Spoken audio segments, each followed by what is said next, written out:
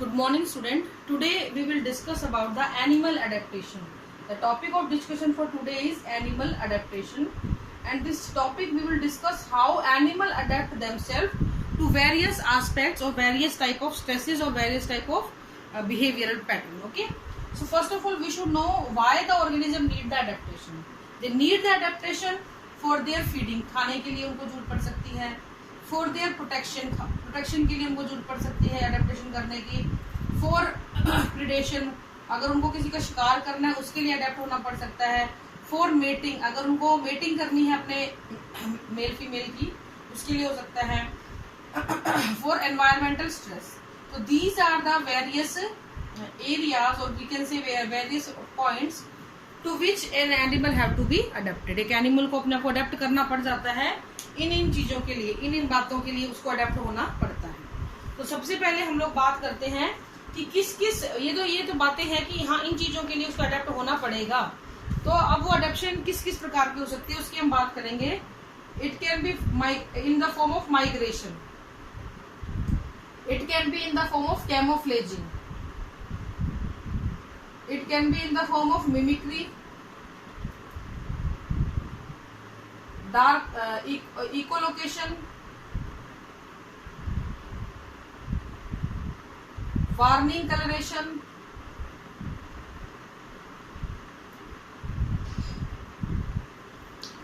coloration, ठीक है. तो ये सारी चीजें हो सकती हैं. इसके अलावा हाइबरनेशन, एस्टाइवेशन,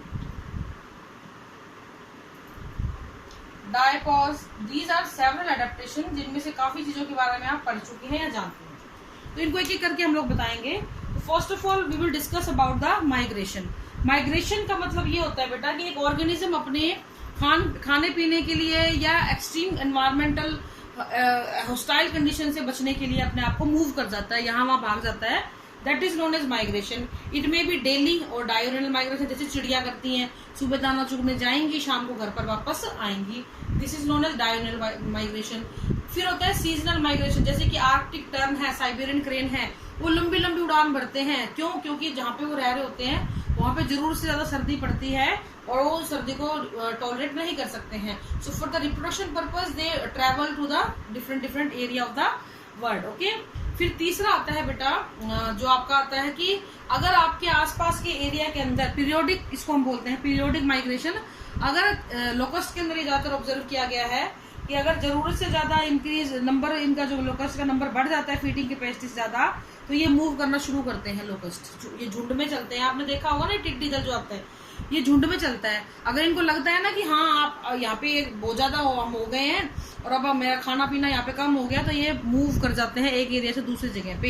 ये देखा भी आपने इन दिनों में तो बहुत चला है टिड्डी दल. ठीक है.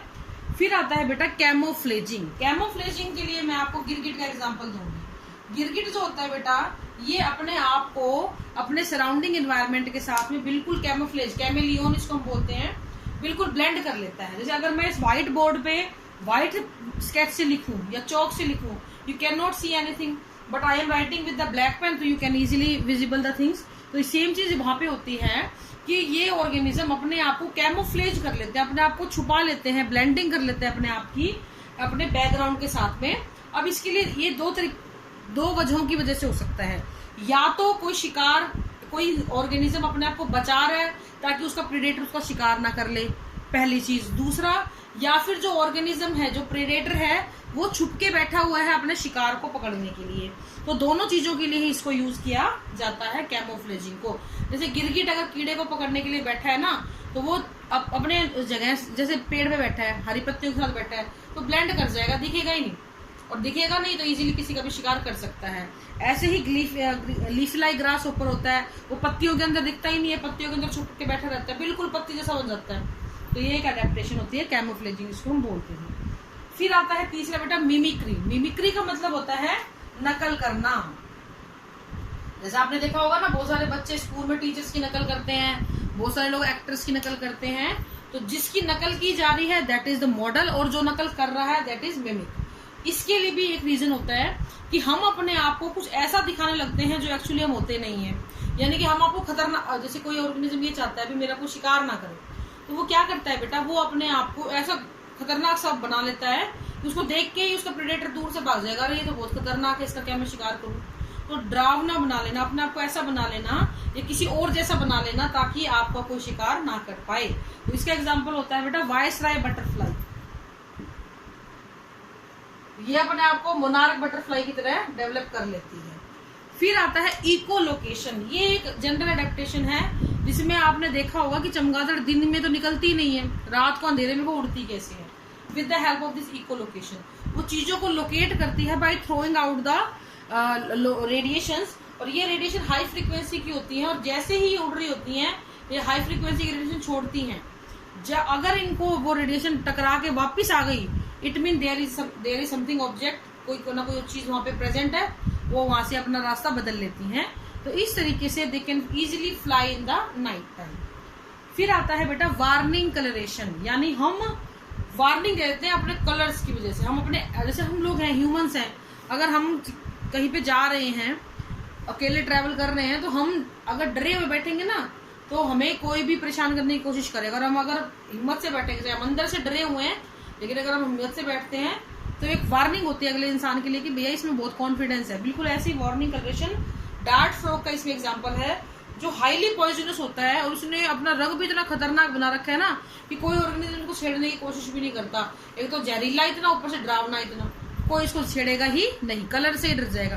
क्योंकि जहर का तो खाने के बाद पता लगता है, लेकिन ये अपने कलर से पहले बता देता है खाना मत मेरे को, मैं बहुत खतरनाक हूँ, बहुत जहरीला हूँ। ठीक है, तो वार्निंग कलरेशन। हाइबरनेशन, एस्टाइवेशन, डायपोज, ये मैं आपको ऑलरेडी डिस्कस कर चुकी हूँ। Winter sleep, summer sleep and suspended development. Okay, अब हम बात करेंगे कुछ फिनोटिपिक एडेप्टेशंस की। फिनोटिपिक एडेप्टेशन में मैं आपको बता चुकी हूँ, वो एडेप्टेशन होती है जो एक टेम्परेरी चेंज आता है, यानी कि आप किसी ऊंचाई की जगह पे गए, आप पहाड़ों में गए और वहां पे जाके अचानक से आपकी तबीयत खराब हो जाती है। ऐसा बहुत बार होता है कि पहाड़ी एरियाओं में जाके आपकी तबीयत खराब हो जाती है। क्यों हो जाती है? क्योंकि वहां पे जाके आपको लो प्रेशर का सामना करना पड़ता है। वहां पे लो प्रेशर होता है हिली एरियाज के अंदर, और एयर भी वहां पे कैसी होती है बेटा, थोड़ी सी थिन होती है। इन दोनों की ही हमें आदत नहीं होती है, जिसकी वजह से हमें होती है एल्टीट्यूड सिकनेस। जिसकी वजह से हमें क्या होने लगता है, एल्टीट्यूड सिकनेस होती है। और इसके सिम्टम्स कैसे पता लगेंगे? आपको नोजिया होगा, डिजीनेस होगी, चक्कर आएंगे, कुछ लोगों को वोमिटिंग हो जाएगी, कुछ लोगों को डिफिकल्टी इन ब्रीदिंग हो जाएगी, सांस नहीं आएगी। ठीक है, डिफिकल्टी इन ब्रीदिंग हो जाएगी। कुछ लोगों को जो है घबराहट होने लगेगी। ठीक है, वोमिटिंग तो मैंने लिख ही दिया, हाँ, घबराहट होने लग जाएगी, चक्कर आने लग जाएंगे। इसके अलावा बेटा और क्या हो सकता है, फटीग होने लग जाएगी, हार्ट पैल्पिटेशन, फटीग, थकान हो जाएगी, और हार्ट पैल्पिटेशन, धड़कन बढ़ जाएगी। तो ये कुछ सिम्टम्स है जो आपको बताते हैं कि भैया एल्टीट्यूड सिकनेस हो गई है। ये रीजन है, ये सिम्टम्स हैं। अब बचाव कैसे करेगी बॉडी?